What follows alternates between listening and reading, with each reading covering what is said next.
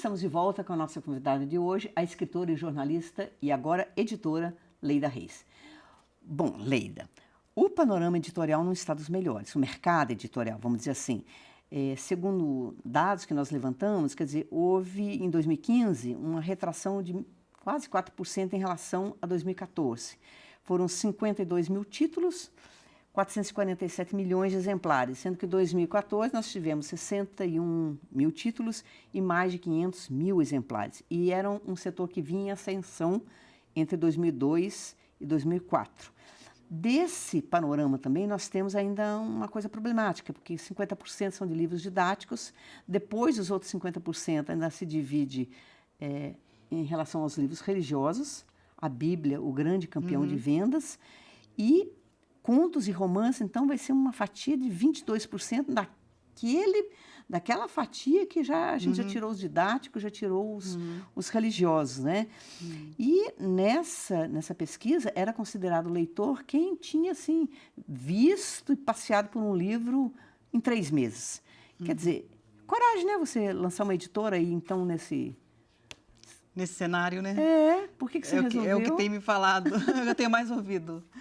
Mas eu resolvi porque é minha paixão, né? Livros.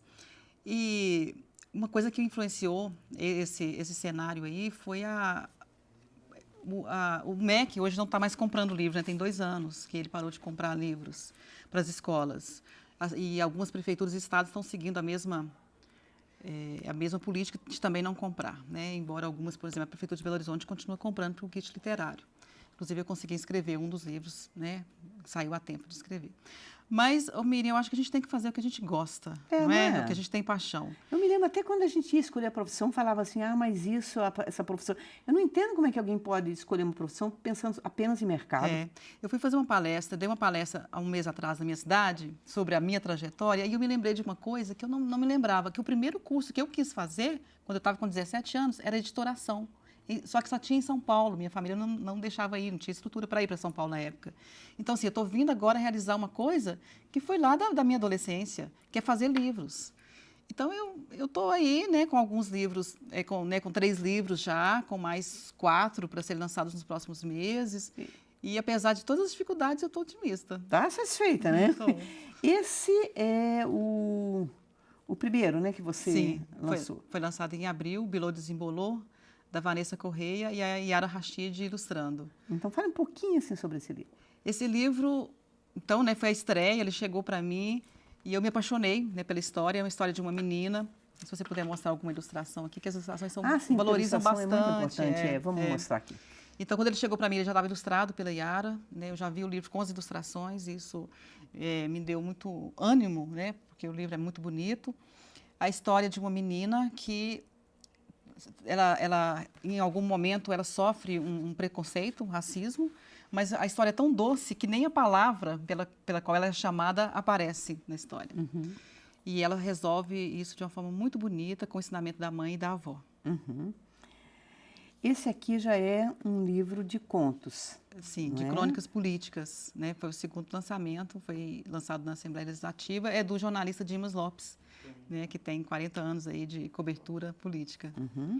Este aqui também é um livro infantil, infanto-juvenil, porque é infantil. É infantil, assim, eu sempre tenho dificuldade, porque eu acho que o bom livro infantil, ele é para qualquer idade, Para qualquer idade, E este aqui, esse então? Também da Rosa Maria Miguel Fontes, ilustrado pelo Maurício Manzo, que é um ilustrador muito bacana, que também já foi indicado a prêmios internacionais.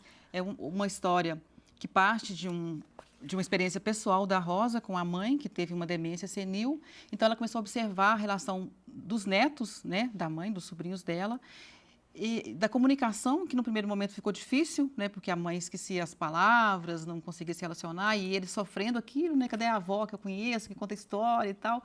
E aí começa a invenção de palavra. Ela começa a inventar palavra e os netos entram na brincadeira e eles criam uma nova forma de comunicação. Que interessante. Então, é muito bonita a história. Em cima de um problema grave, né? De uma coisa que é uma tragédia, inclusive, nas famílias. As pessoas sofrem muito com isso. Sim. Eu passei por isso, assim, meu cunhado que é praticamente meu pai, ele teve um AVC e perdeu, logo ele que tinha uma retórica maravilhosa.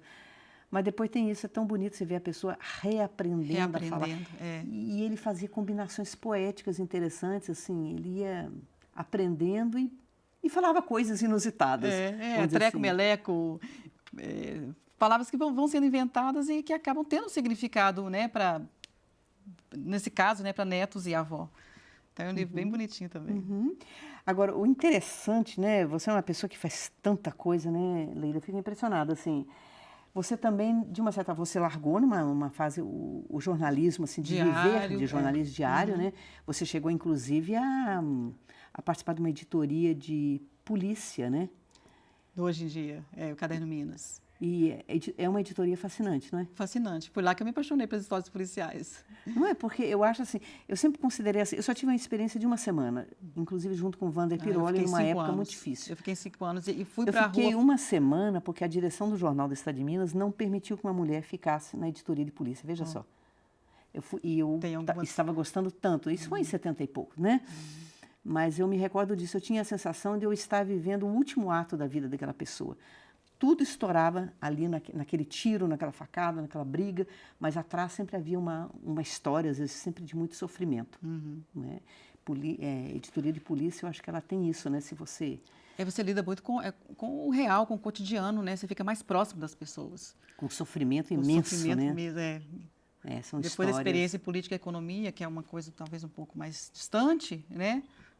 Lidar com polícia para mim foi muito, muito legal. Exatamente. Enfim, mas assim, você também, essa revista aqui chama inclusive.com, né? Cultura, Arte e Memória. É uma revista... Já está no número 4. Isso, né? Ela começou a ser editada esse ano, aqui em Belo Horizonte. Ela é editada pela editora Mandruvá, Roberto Mendonça é o editor, e eu sou colaboradora aí como repórter, então ainda faço as matérias de cultura, nessa aí que eu falo sobre o silêncio, eu pego um pouquinho da filosofia também. Pois é interessante, você resolveu escrever sobre o silêncio. Eu quis saber... escrevem sobre música, mas silêncio... eu quis saber, né, nas diversas artes, o que é o silêncio. O que é o silêncio da música, o que é o silêncio... E o silêncio da música é muito importante, né? O que é o silêncio na literatura. Aliás, acho que a música é o silêncio... Uma sequência de silêncio, né? Quebrados, né? Na dança, no teatro. Então... Interessante. Vou ler. Agora, ao lado disso também, você tem essa coisa que é super curiosa. Eu já fiz uma matéria sobre... É considerado o menor jornal do mundo. Sim, Vossa Senhoria. Vossa Senhoria. Ele já tem... Em agosto ele completa 82 anos. Embora ele tenha ficado tenha tido algumas lacunas de edição, né? Tenha ficado muitos anos. Esse jornalzinho, eu já escrevi sobre ele quando eu estava na Globo, eu era repórter. Ele é de Divinópolis, não é isso? Sim, de Divinópolis. Não é? Leônidas Schwindt foi o fundador. Depois ele foi feito pela Dolores, filha dele, até 2007. Depois pela Dulce, que fez mais algumas edições. É até difícil folhear, né? Difícil. E qual que é a medida dele mesmo, Nilo? É 2,5 por 3,5 centímetros. Bem pequenininho. E o que ele tem? Nós retomamos esse jornal em agosto do ano passado. Aí ele tem de tudo, política, economia, tem a charge, tem esporte, cultura, tem o espaço do leitor, tem o cronista do mês e o poeta do mês. São as sessões que eu criei. E são frases também, porque é lógico que são coisas muito sintéticas. Né? Aí o texto tem 200 caracteres. A síntese da síntese, né? Acho que é quase igual um Twitter, né? Vamos dizer, o seu Twitter, não sei por Quase aí. igual um Twitter, exatamente. Na verdade, né? Assim. Agora, tem o site, as assinaturas, se você me permite falar, são feitas pelo site, www.vossasenhoria.com.br. Aí ele é mensal, né? Você pode assinar e receber todo mês. E me diz uma coisa, em relação, assim, você então, como escritora e como editora, quais os planos que você tem pela frente? Assim, eu sei, você está escrevendo um novo romance, dessa vez não é policial. Dessa vez não é policial. Já tem 3 anos que eu estou nessa pesquisa, né? Hoje eu estou com pouco tempo, né? Está vendo aí o tanto de coisa que eu estou fazendo. Mas eu estou pesquisando a história de uma grande mulher do século XIX, cuja história já é um romance pronto. Mas ainda estou procurando uma forma interessante de contar essa história, que é um pouco da história do Brasil também, da história do feminismo, da história da educação.